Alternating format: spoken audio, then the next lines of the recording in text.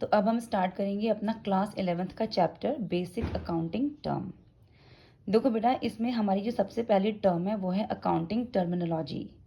देखो, टर्मिनोलॉजी का मतलब ही होता है कि जो टर्म्स हम अकाउंट्स में यूज करते हैं, ठीक है।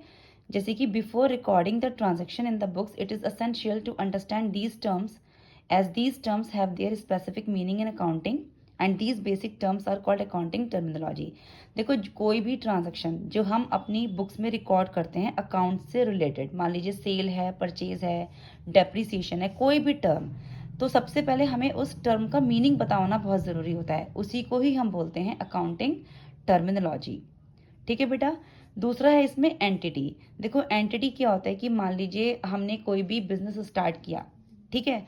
वो जो हमारा बिजनेस है उसका भी अपना एक नाम होता है। जो बिजनेसमैन है उसका तो नाम है ही, लेकिन जो बिजनेस है उसका भी अपना एक नाम होता है, एक इकोनॉमिक यूनिट है, यानी कि उसका कोई नाम है। मान लीजिए एलजी इलेक्ट्रॉनिक्स है या कोई भी नाम है, ठीक है। वो बिजनेस कैसा हो सकता है, वो जो कंपनी है वो बिजनेस एंटाइटी भी हो सकती है और नॉन बिजनेस एंटाइटी भी हो सकती है। बिजनेस एंटाइटी वो होती है जिससे आप प्रॉफिट या लॉस अर्न करते हैं, यानी आप इनकम अर्न कर रहे हो। और नॉन बिजनेस वो होती है जो सिर्फ चैरिटेबल पर्पज से हो, मतलब जिसमें आपको प्रॉफिट या लॉस से ज़्यादा कंसर्न नहीं होता, वो होती है हमारी नॉन बिजनेस एंटाइटी। ठीक है। देखो, business entity, business entity mean an economic unit which is formed for earning income by providing service or selling goods.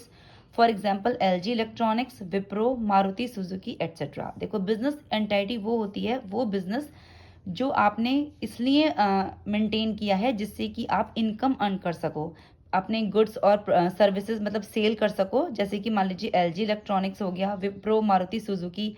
तो ये बिजनेस इस पर्पज से बनाए गए हैं कि जिससे ये अपने गुड्स को सेल करते हैं और उससे इनकम अर्न करते हैं, उसको बोलते हैं हम बिजनेस एंटाइटी। इसके बाद आता है non business entity. Such entities are called non for profit organisation such as clubs, charitable hospitals, public libraries, religious institutions and cultural societies etcetera. देखो, नॉन बिजनेस एंटाइटी वो होती हैं जो सिर्फ इसलिए बनाई जाती हैं जिसमें कि कोई प्रॉफिट या लॉस का ज़्यादा कंसर्न नहीं होता, मतलब अर्निंग करने के पर्पज से नहीं बनाई जाती, या तो चैरिटेबल पर्पज से बनाई जाती हैं, जैसे मान लीजिए कोई चैरिटेबल हॉस्पिटल बना दिया जाए, ठीक है, या फिर कोई पब्लिक लाइब्रेरी हो, रिलीजियस इंस्टीट्यूशन हो, मतलब जिसका एम पैसा कमाना नहीं होता है, ठीक है, वो होते हैं नॉन बिजनेस एंटाइटी। फिर आती हैं हमारी बिजनेस ट्रांजैक्शंस। देखो, बिजनेस ट्रांजैक्शंस वो ट्रांजैक्शंस होती हैं जो कंपनी की फाइनेंशियल पोजीशन को चेंज करते हैं। मान लीजिए परचेज हो गया, सेल हो गया, ठीक है।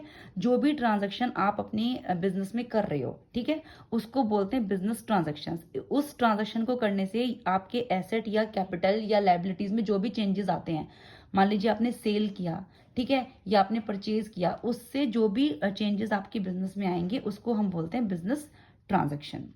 इसके बाद हमारी जो नेक्स्ट टर्म है वो है फीचर्स ऑफ बिजनेस ट्रांजैक्शन। कौन कौन से फीचर्स होते हैं बिजनेस ट्रांजैक्शन में?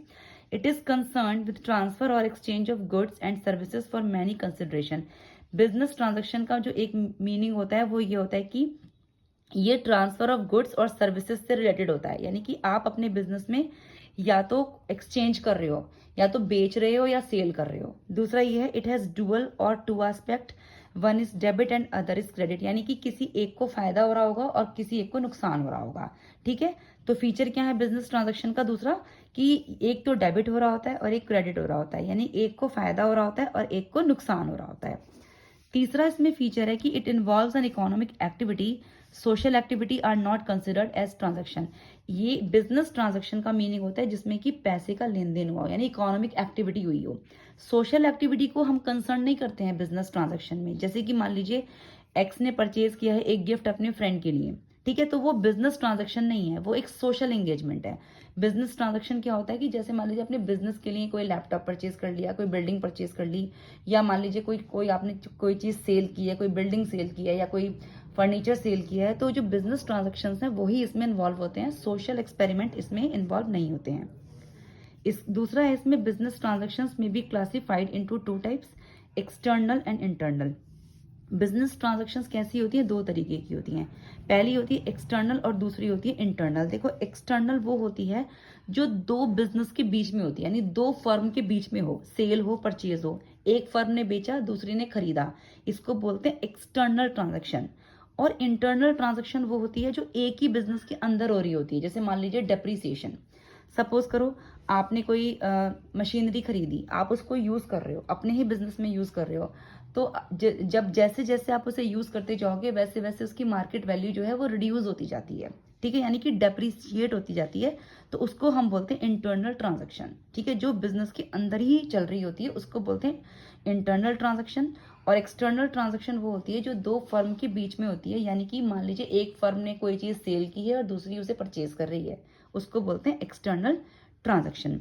फिर इसमें it results in a change in the financial position of the firm, a change in the value of some of the assets, liabilities और कैपिटल।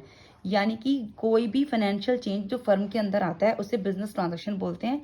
अगर मान लीजिए वो चेंज एसेट की वजह से आ रहा है या लायबिलिटी की वजह से आ रहा है या कैपिटल की वजह से आ रहा है, सपोज करो हमने कोई एसेट परचेज किया तो हमारी कैपिटल जा रही है, हमने कोई एसेट सेल किया तो कैपिटल आ रही है। तो जो भी चेंजेस एसेट्स, लायबिलिटीज और कैपिटल की वजह से हमारे बिजनेस में होते हैं उसको भी हम बोलते हैं बिजनेस ट्रांजेक्शन्स। अब इसमें सेवंथ टर्म इवेंट, देखो an event is the consequence और result of a transaction. Event क्या होता है, जो भी हमने ट्रांजैक्शन की है उससे जो भी हमारे कंसिक्वेंसेस या जो भी रिजल्ट आए हैं ना बिजनेस में, उसको हम इवेंट बोलते हैं। फिर इसमें अकाउंट, देखो अकाउंट क्या होता है, an account is a ledger record in a summarised form of all the transactions that have taken place with the particular person और थिंग्स स्पेसिफाइड। देखो बेटा, जो भी हम अकाउंट में कोई चीज़ परचेज कर रहे हैं या सेल कर रहे हैं या कोई भी चीज़ हमारी डेप्रिसिएट हो रही है या जो भी ट्रांजैक्शन हम अपने बिजनेस में कर रहे हैं उसको हम कहीं ना कहीं तो रिकॉर्ड करेंगे ना, मतलब हम कहीं ना कहीं तो लिखेंगे कि हमने ये चीज़ सेल की है या ये हमने परचेज की है। तो उसको जब हम रिकॉर्ड करते हैं, जिस बुक्स ऑफ अकाउंट्स में हम रिकॉर्ड करते हैं उसको हम बोलते हैं अकाउंट, ठीक है। अब अकाउंट होता कैसा है, देखो अकाउंट में दो साइड होती हैं, एक होती है लेफ्ट हैंड साइड, एक होती है राइट हैंड साइड, ठीक है। लेफ्ट हैंड साइड को हम बोलते हैं डेबिट साइड और राइट हैंड साइड को हम बोलते हैं क्रेडिट साइड। इसमें क्या होता है कि हम एक साइड में वो सारी चीज़ें लिखते हैं जिसमें हमारे पास पैसा आ रहा होता है और दूसरी साइड में हम वो लिखते हैं जिसमें हमारे पास पैसा जा रहा होता है, ठीक है। अब डेबिट साइड और क्रेडिट साइड में क्या क्या आता है ये हम अपने चैप्टर के आगे करेंगे। फिर है हमारी नेक्स्ट टर्म इसमें कैपिटल। देखो कैपिटल होता है, it refers to the amount invested by the proprietor. Proprietor होता है ऑनर यानी businessman in a business enterprise. वो अमाउंट जो एक ऑनर अपने बिजनेस में लगाता है उसको बोलते हैं कैपिटल। अमाउंट में be in the form of cash, goods और एसेट। वो किसी भी फॉर्म में हो सकती है, मान लो वो अपने बिजनेस में पैसा लगा रहा है या अपने बिजनेस के लिए कोई एसेट्स खरीद रहा है या कोई गुड्स खरीद रहा है, वो होता है कैपिटल। कैपिटल जो होती है वो प्रोप्राइटर के लिए यानी ऑनर के लिए एक लायबिलिटी होती है क्योंकि वो उसे लगानी होती है अपने बिजनेस में, ठीक है बेटा।